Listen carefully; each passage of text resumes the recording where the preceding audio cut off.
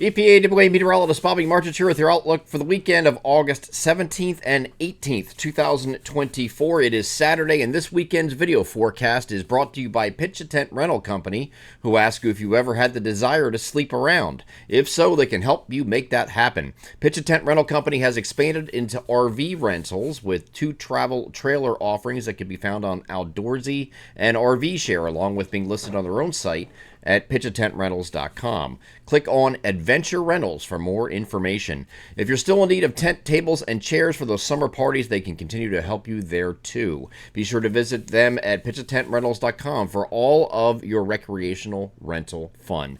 Pitch a Tent is located in Fogelsville, Pennsylvania, and serves the greater Lehigh Valley and surrounding regions, and are proud sponsors of the weekend video forecast. So we do have an unsettled weekend with an upper-level trough moving through. We talked about this the last couple days. This is not a surprise. We do have, with this upper-level trough moving into the region, some scattered showers today. Scattered showers and some embedded thunder. I don't think we're really dealing with severe weather. There is a slight possibility that we have a line coming in from western Pennsylvania that may make it into our far western areas this evening, but that's going to be kind of an isolated chance for that to happen. I think it does stop short of there, but we'll see how that plays out today. We do have Hurricane Ernesto that is going to be affecting Bermuda early this morning, and then it will head off to the North Atlantic after that for the remainder of the weekend and early next week and be out of the picture. But it's because of this being here, this upper level trough has been slowed a little bit. Again, we talked about this the last couple of days too. There's kind of like a roadblock here where it can't really advance rapidly in through the region in just a day or so like it normally would do because it's being slowed up by this hurricane being present offshore. So we have scattered showers and thunderstorms that will be affecting our region straight through Monday, okay? But now I don't want to give you the wrong idea here with what's going on this weekend or even on Monday. We think it's not going to be a complete washout at the entire time. Now, there will be scattered showers around, and we can see that here on the NAM high-res future simulator radar. This is starting off at noon. I can back us up a little bit, see some showers here going through the course of the morning. Again, not all areas are getting it, but this is primarily a northwest of I-95 deal that we're dealing with in the morning that we talked about over the last couple days as well. And it pretty much is holding true here. Most of the activity is going to be interior today, but they're just scattered showers. You have one move through. It might be dry for a while, then you have some more move through later. So it's going to be constant throughout the day here today where we have that threat.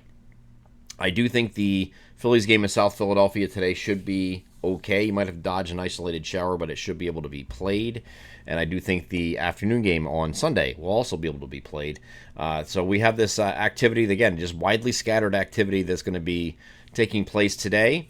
And then we have overnight some more scattered showers and perhaps even some embedded thunder with this. And they could have the embedded thunder throughout the day here today, too. It's just not going to be a severe weather threat. Where the severe weather threat does come from is with this line here. Storm Prediction Center has a marginal risk extending into our western portions of our region, which is the Williamsport, Selinsgrove, Harrisburg, State College areas. So that is the areas that are in target mode for that. If there is going to be an area that gets to that, it would be there, but I wouldn't really be too high on this because the short-range models show this line at 6 o'clock moving eastward and just kind of losing steam as it approaches those areas. So it doesn't really, that's where the severe threat would be in terms of timing, okay? The rest of you have just, throughout the day, you have the opportunity for passing showers throughout the day, and that will go through the evening and, of course, in the overnight. Now, Sunday, it might start off with an early shower in the day, and then we're going to have a large break here. You might even have some breaks of sun in here. Not much, but maybe peaks of sun. So it's not, we'll call it mostly cloudy on Sunday. And then when we get to mid-afternoon, you get this line forming in central PA. This will be our storm maker. This does have better potential here for severe weather for more areas on Sunday. The latest name that ran this evening brings this line here, but it brings in rather late, and so is the high-resolution rapid refresh I'll show you in a second. So since it's bringing in a little bit later, the threat would actually be in central PA, not farther east, because as that moves eastward, it kind of runs out of steam here. These are just leftover showers and storms at that point. So the strongest storms would actually be out here in central PA, if that were the case, from Harrisburg area and points north and northeast. The high-resolution rapid refresh, this is for today, with those scattered showers activity that's going to be popping up throughout the day. Again, we get a break during the evening here, but then we have more activity picking up overnight. as you can see here. And we go into Sunday morning. You have leftover showers in the morning, and then we get a little bit of break before more scattered activity. Here comes that line here, and this is 8 p.m. on Sunday, where you see it most prominent in central PA, and then this runs out of range. But the idea here is that once you hit sunset, they start to weaken a little bit. Storm Prediction Center has this out in these areas right now, which is the marginal risk area in the dark green.